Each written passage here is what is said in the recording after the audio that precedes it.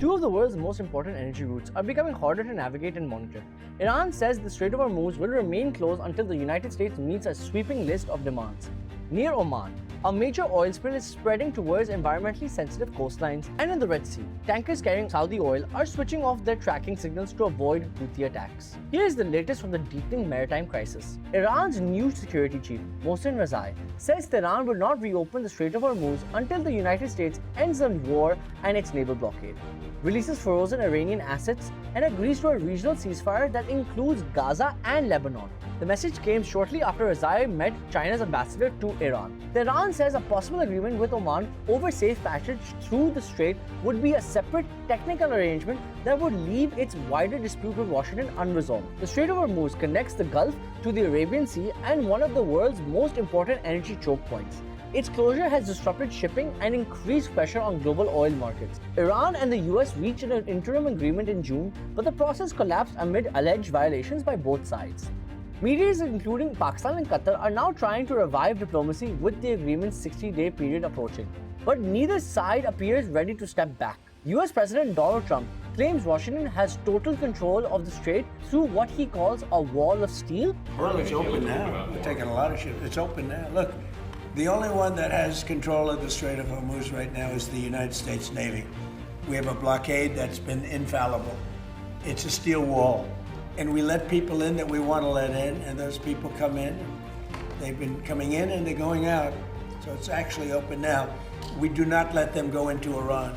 They're not admitted into the strait to go to Iran. But it's open for others.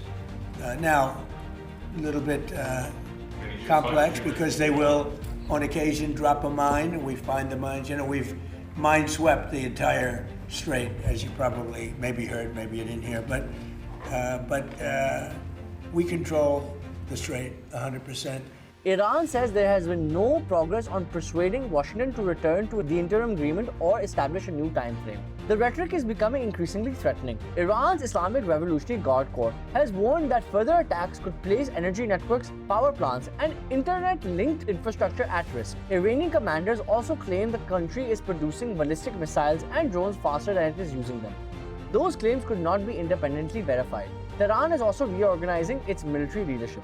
6 new appointments are intended to improve coordination across Iran's armed forces and strengthen its missile, drone, naval, cyber, and asymmetric capabilities. The prolonged war is also placing pressure on the US military. Congressional Democrats are demanding an investigation into conditions aboard the USS Abraham Lincoln, which has spent more than 250 days deployed and more than 200 consecutive days at sea.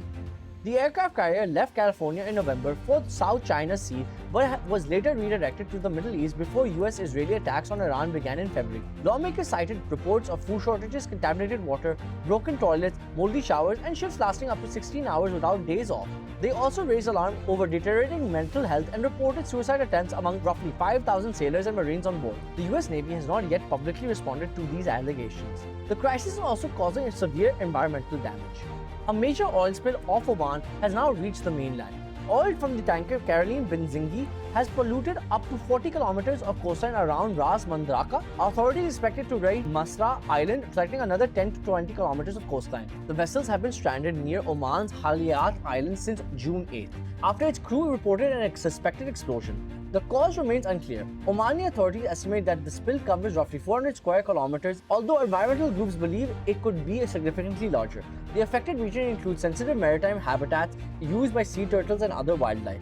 Western governments have identified the tanker as part of Russia's so-called shadow fleet, an aging network of vessels used to transport sanctioned Russian oil. Greenpeace has warned that the leak could become an unprecedented environmental disaster if it is not urgently contained. Meanwhile, another risk is making Saudi oil exports increasingly difficult to track.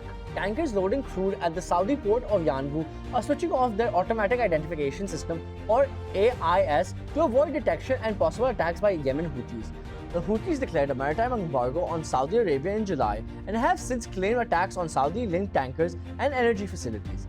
Analysts say recent shipments from Yanbu have been conducted dark, with about 70% of Saudi West Coast cargoes losing continuous tracking coverage since July 23rd. The oil continues to move, but conventional tracking systems lose sight of the vessels as they travel through high-risk waters. That uncertainty has produced sharply different estimates of Saudi exports. In 1 week alone, Tracking companies calculated Yanbu shipments at anywhere between 850,000 and 2.38 million barrels a day. These figures influence assessments by oil traders, OPEC, and the International Energy Agency, making reliable data crucial to global price forecasts. Traffic through the Bab al-Mandeb Strait has also dropped sharply. Saudi Arabia is now sending more oil through the Suez Canal or Egypt's summed pipeline to avoid the danger zone. To sum it up, the Strait of Hormuz is closed, Red Sea tankers are disappearing from tracking systems, an oil spill is spreading across Oman's coast, and military crews are showing the signs of strain after months at sea. The routes carrying the world's energy supplies are becoming more dangerous, opaque, and vulnerable to disruption. For more such explainers, subscribe to Dawn News England.